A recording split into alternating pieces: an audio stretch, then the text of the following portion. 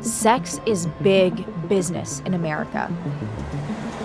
And while some of the people in that business aren't there by choice, many consider themselves sex workers, willing participants in the nation's multi-billion-dollar sex trade. Across the country, it's a dangerous and illegal industry. Some workers think changing the laws around prostitution could make it safer. But what would that look like? I came to Nevada to see the only place in the US where sex for money is legal and out of the shadows.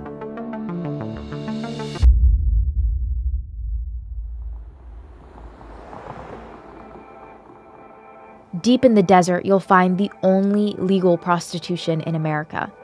There are 21 legal brothels in the US, all here in Nevada, and none are more recognizable than Dennis Hoff's Moonlight Bunny Ranch.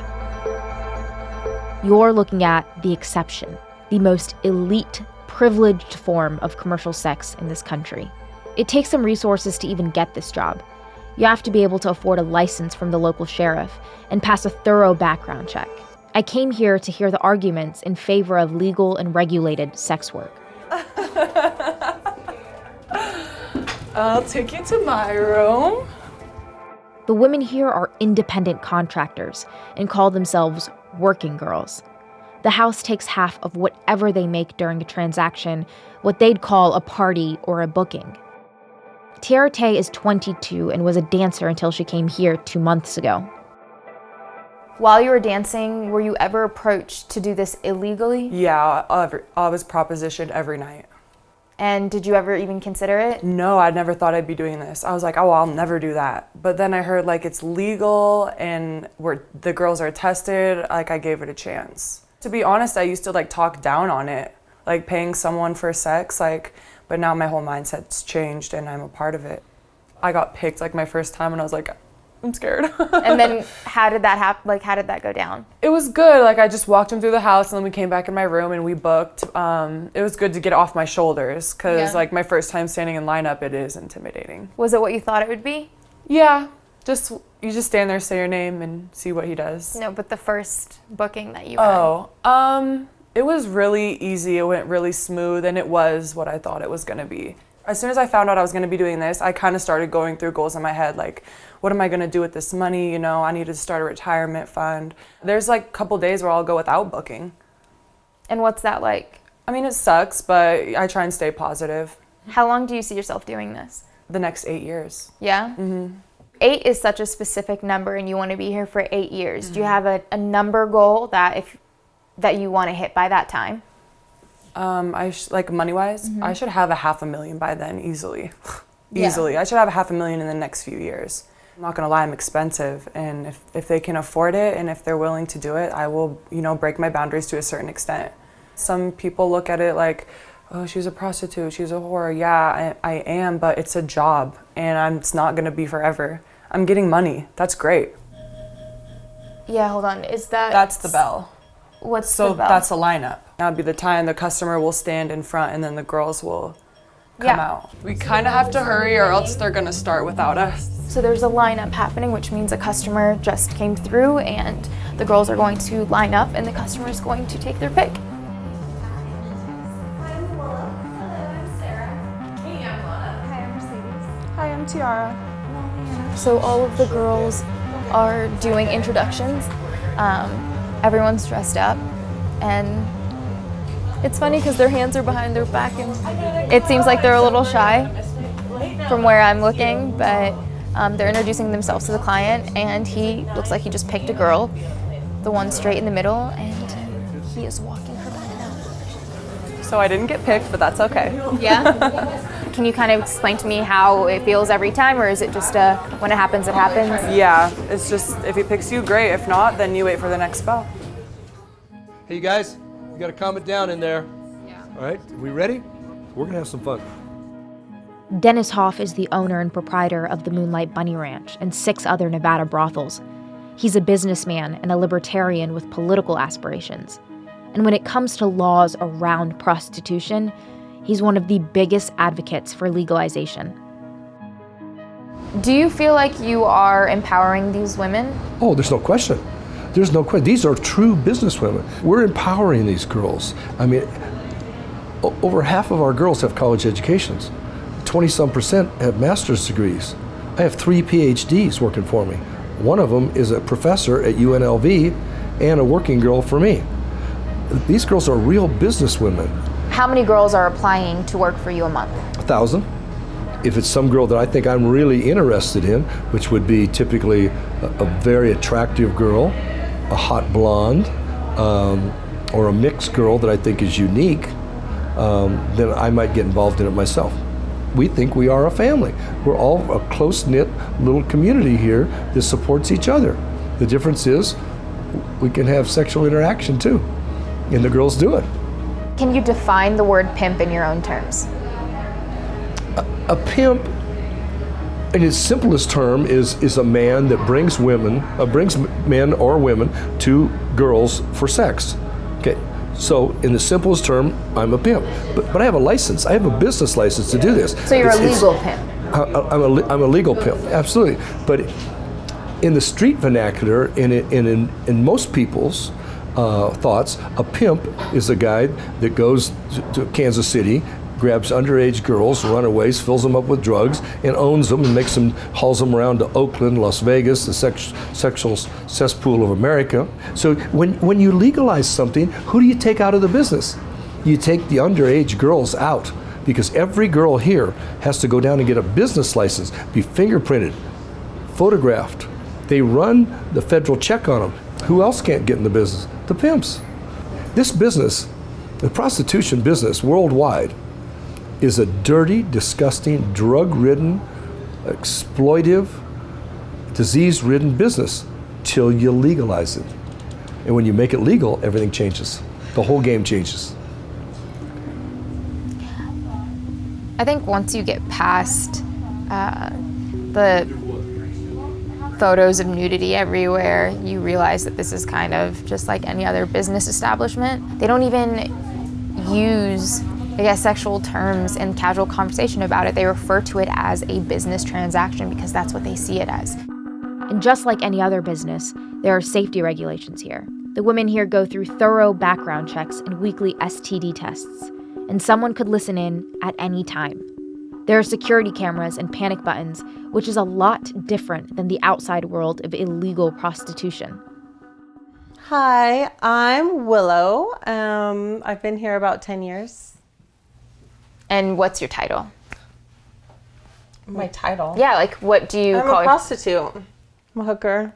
If a young girl says that she wants to do this one day, what's typically your response? No, have you thought it through? Like, because no, it's not for everybody. It's definitely not for everybody. Like, no, go to school first. You know, I'm not going to be like telling kids like, you know, come work here. No, ooh, gross. Yeah? Yeah, ooh, gross, no. Unless you're being a hooker on the street, this is a better option. Unless you're stripping, this might be a better option. If you go into the outside world, like we're going into their space, right? We're going into their house, into their hotel room, places that they've scoped out, right? That's their space. A lot of the safety that you talk about is because you're in a brothel. So this is kind of the environment that it's already happening in. Do you think that it would be smart to legalize prostitution and let people do this independently outside of a brothel environment? The thing is, what you're asking is something that's already happening. Like, you're asking me if it's safe, like, but it's happening regardless. So what's the harm in legalizing it? Like, it's only putting more safety measures in for the girls. You know, somebody's might be taking charge of their license plate. Some people can call the cops if they feel unsafe or insecure. Like, you know, you have that safety net. Yeah, I think legalizing it is, the best way to go. There are a few different legal models for approaching the sex trade. Legalization is what we saw at the Bunny Ranch. It is the introduction of laws to control the sex trade, which means it's highly regulated. But there are other models across the world when it comes to prostitution. One is criminalization. Every part of the sex trade is illegal, and people are arrested and charged for it. It's the policy across the country, including where I'm from, in DC.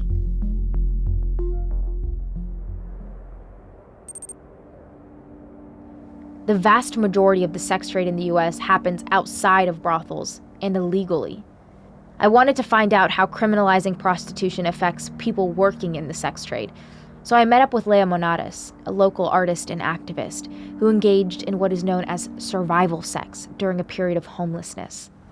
So this area here in DC is like where probably a lot of the girls have worked. It's kind of transitioned from uptown a little to here, and then it goes all the way down for about probably a half mile, maybe a mile that way. The thing is, when you're a trans woman of color, what happens is that, like, particularly when you're doing sex work, a lot of the men don't respect you. They don't really think of you as a human being. They don't, you're just like an object to them. Even less so than like a cisgender woman. Oftentimes, they're not afraid to hurt you. And additionally, because you're a sex worker, they feel like, well, she can't even report this to the police. Right. So I can do whatever I want to you, right? Did you feel like you couldn't report it to the police? Absolutely. Because what am I going to what's my excuse for being in the strange man's car, right? Or what's my excuse for being in this man's apartment or house? Yeah. So it's terrifying, it's scary. You don't want to report these things to the police. So consequently, a lot of sex workers' lives are really fragile. It's really scary. And a lot of the girls out here do die or get injured, and oftentimes it doesn't get reported. Were there experiences that you had while you were doing this for your own survival that you felt like your life was at enormous risk? Yeah, so there were a few times where I was almost murdered. You say that so casually. That's like such a... When you've been through this, you are strong as a rock. Yeah. I have no fear anymore because I've been so close to death several times. I was in a car. This guy was speeding off. He didn't want to give me a donation. He ended up pulling a knife on me. And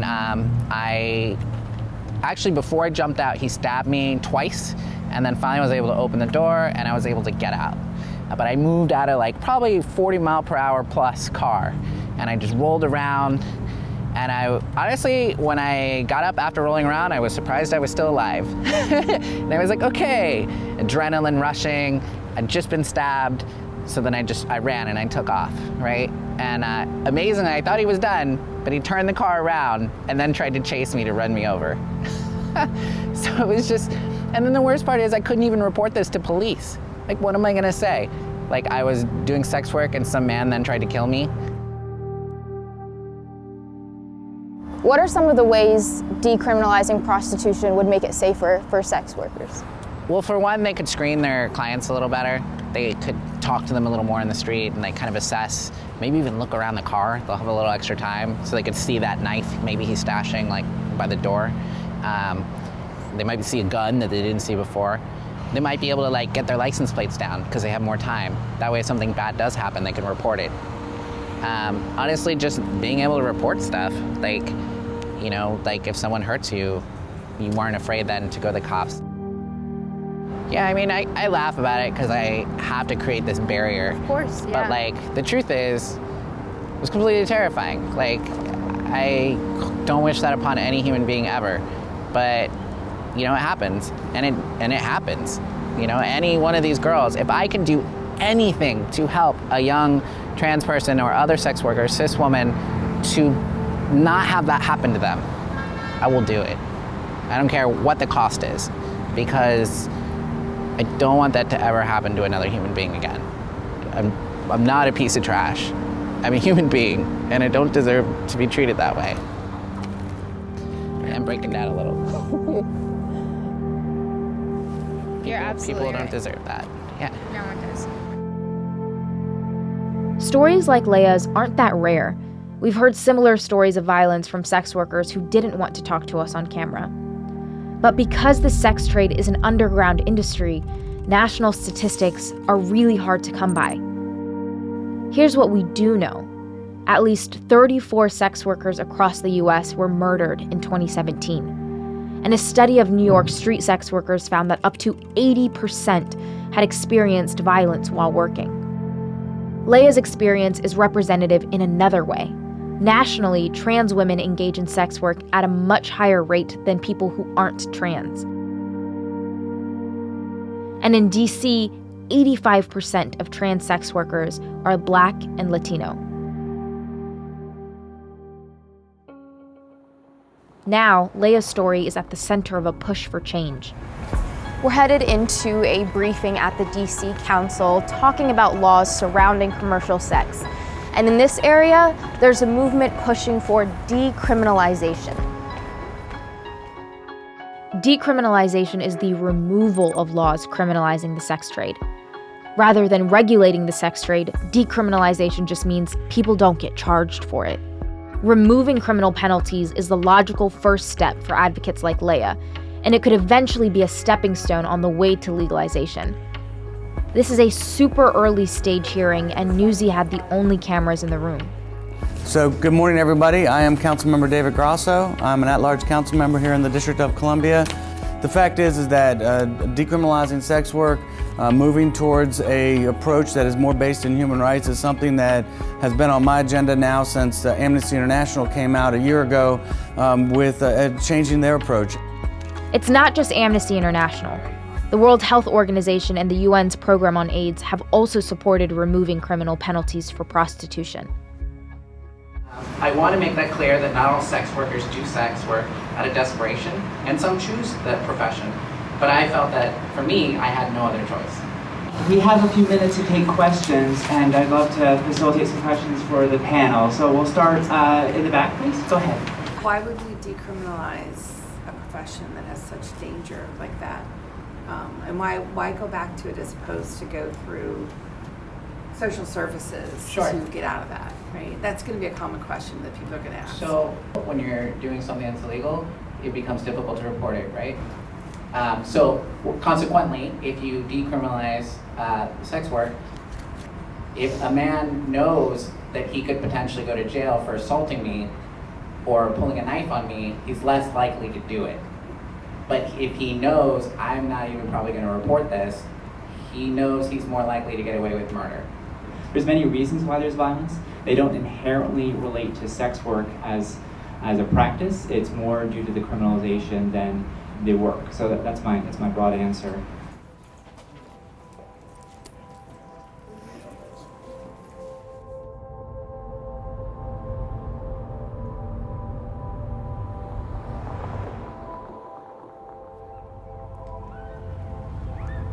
There is widespread harm being done in the sex trade. There's exploitation, there's violence, there's discrimination, incarceration, disease, and of course, stigma.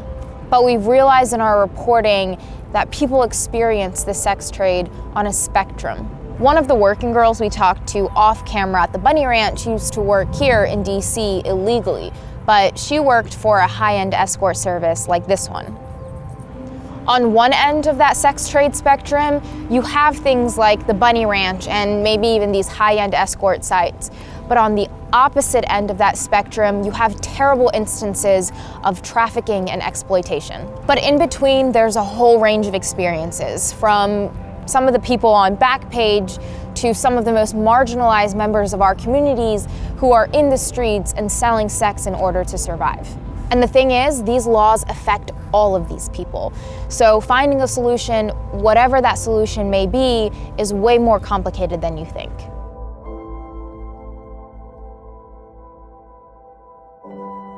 This policy to decriminalize commercial sex could be super controversial.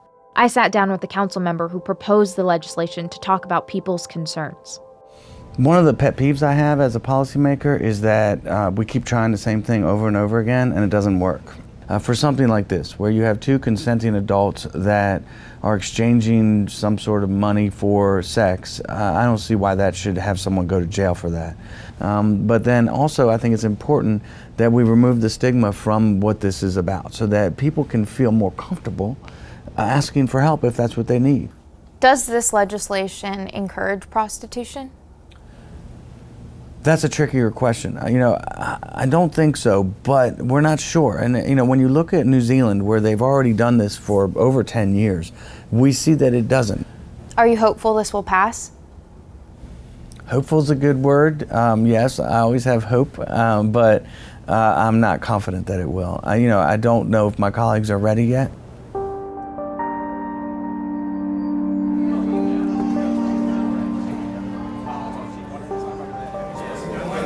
This is the first time Councilmember Grasso publicly introduces the legislation to decriminalize sex work, and it's a packed room, and people are pretty excited. You can tell that this is a really big deal. Our goal should be to stop violence, not criminalize those who are working to survive. Sex workers are active members of the DC community too. And it's time we respect them with dignity, like we do the rest of the community. We're all human beings. Thank you.